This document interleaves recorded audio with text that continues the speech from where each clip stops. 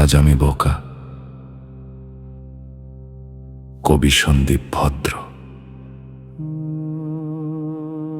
আজ আমি বোকা, আমি নাকি সবার সামনে আসার যোগ্য নই। আমি সেকেলে। একদিন এই ছেলের কাছে আমি ছিলাম সব জানতা। আমার থেকে চালাক, সাহসী আর কেউ ছিল না।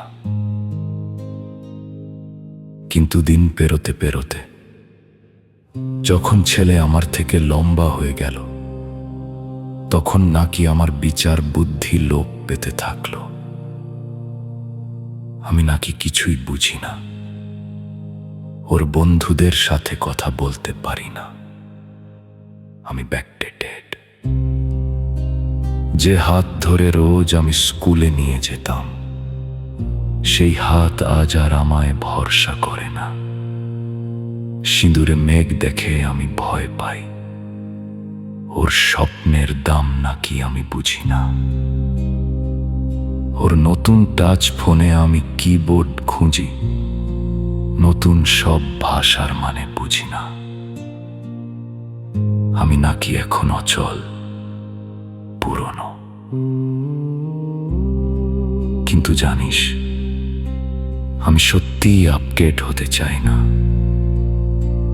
কারণ আমার পুরনো ফাইলে সেভ করা তোর ছোটবেলার স্মৃতিগুলো যদি মুছে যায়, যদি আমি নিজেকেই চিনতে না পারি, তাই আমি চাই তোকে আপগ্রেড দেখতে, নতুন ভার্সনে এগিয়ে যেতে।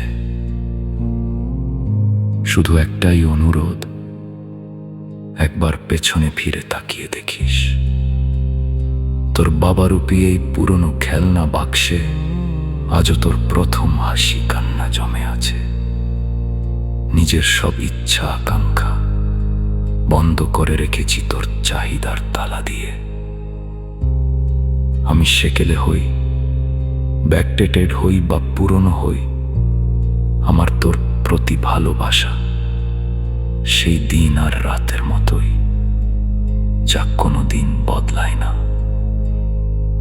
শুধু চাই তুই আমাকে দেখিস আর না দেখিস, তবু মাঝে মাঝে কাছে এসে বলিস, বাবা আমি পাশে আছি।